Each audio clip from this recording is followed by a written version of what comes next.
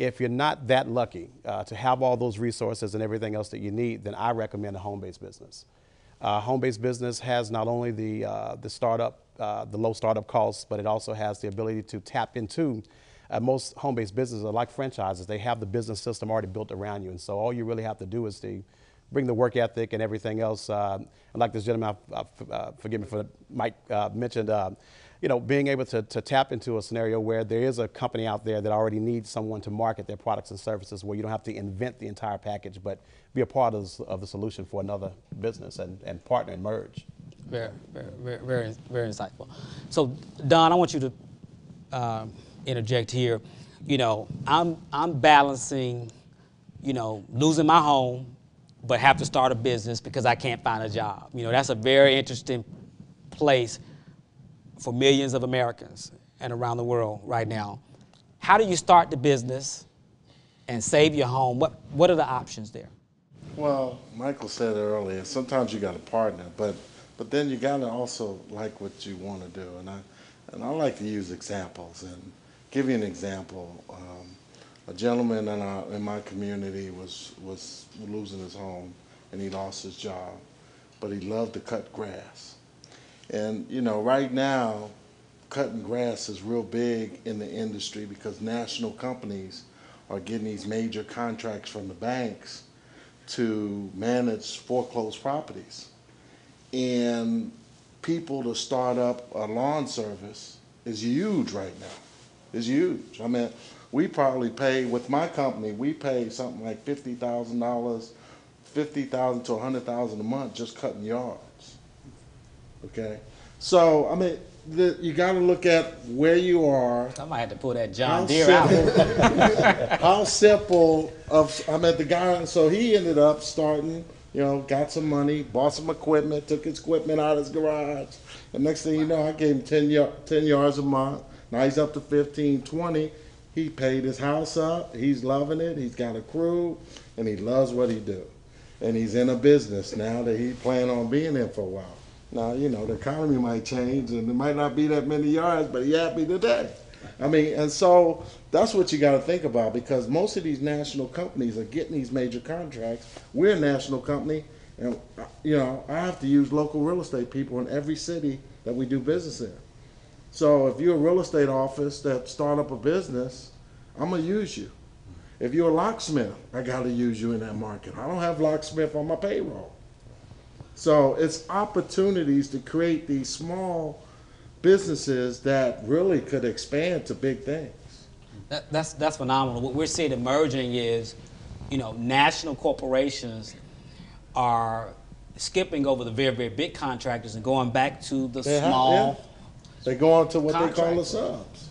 Bishop, if I could just comment on that, because I think one of the myths that keeps people from starting a company is, I call it the myth of Silicon Valley. Everybody's got this idea that startups look like Apple or Microsoft, and you've got to be a college graduate, and you've got to be a technical genius, and you've got to have millions of dollars.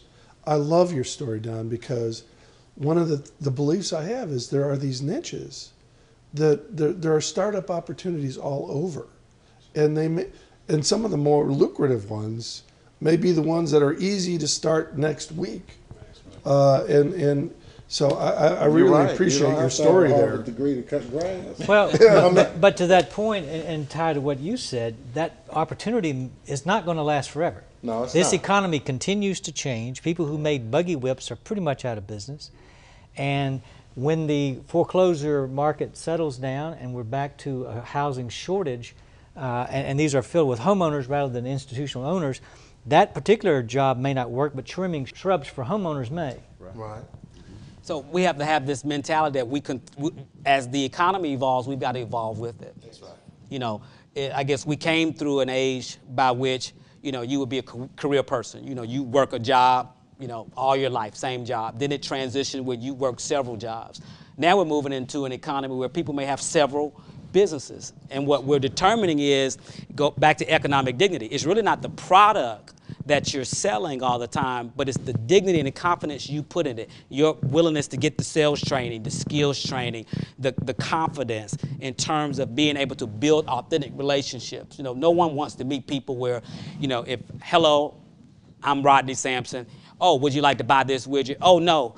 Oh, well, you weren't serious anyway. You know, there's no authentic relationship about how I can bring value there. One of the things that, Malcolm, we've been talking about is even dealing with another part of the underserved community. People who may have lost their home, or people who are living below poverty, or even people who've been serving our great country, veterans, and now coming back home. What are some of your ideas of helping those people begin a new path and journey?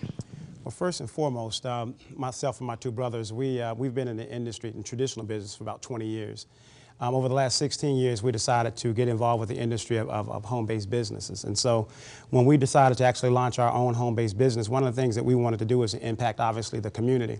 The name of our company is For the People, and me being a disabled veteran, there are a lot of individuals, about 66% of all homeless people around our country are actually veterans. And I think there's something just really, really wrong with that idea. And so, you know, we saw value in making certain that if someone was serious about a home-based business, that they could have an opportunity of actually partnering with our company. You know, many people who are homebound, who are completely disabled, they can't go and become gainfully employed. And so we saw value in being able to serve that very underserved community, as well as those living below the poverty level as well. And so it's one thing to give a person a fish, but it's something totally different to, you know, show them how to fish for themselves. And so we're allowing individuals who are living below the poverty level to become engaged inside of the home-based business industry, start to take on the right type of mentorship, you know, having access to positive role models that will obviously impact them. Because I believe if you impact someone's mindset, then you also impact their assets. Absolutely. Powerful, powerful. Well, I mean, this conversation really demands another show, but we're out of time here. Very powerful, each one of you. I want to thank each of the experts for investing their time and currency, intellectual currency, in this conversation. I also want to thank you, the viewing audience, for participating in this engaging and interactive conversation on best practices and vetted, that's key, vetted economic dignity-based solutions for repositioning our nation to manifest its definitive purpose throughout all culture and all communities. It's our mandate. Let's occupy the church, our community, our businesses, our families. The Bible says, occupy till I come.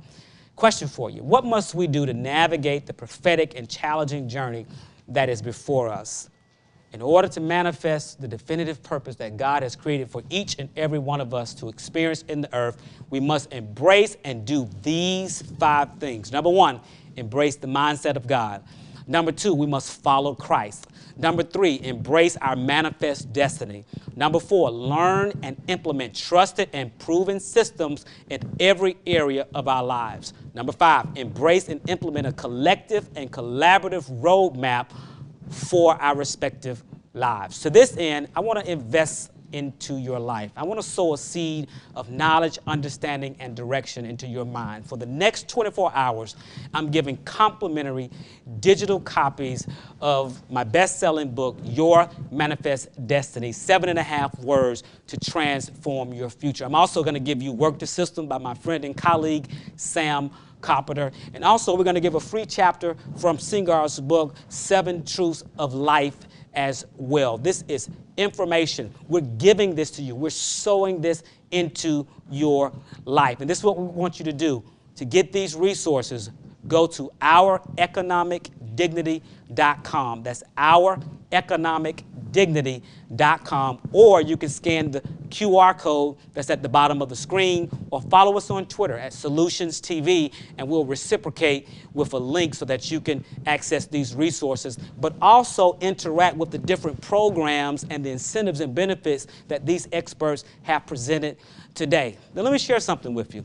Where you're going, you've got to make sure that the people in your network, your inner circle, are also exposed to the information, the intellectual capital, the best practices that you are. So we want you to share this with a friend and have them go to oureconomicdignity.com, because where you're going, if they're going to go with you to that next dimension, next level of opportunity, evolving as the economy continues to evolve, then of course they're going to have the information as well. I want to sow a seed of knowledge, understanding, and direction into your mind. For the next 24 hours, I'm giving complimentary, that's free, digital copies of my best-selling book, Your Manifest Destiny, 7.5 Words to Transform Your Future. Work the System by my friend and colleague, Sam Carpenter, and a secret chapter from my upcoming release, Occupy the Church, a prophetic roadmap for the global church. In addition, you can connect directly with the experts that have invested their time with us on today. You have 3 ways to get these best-selling books today.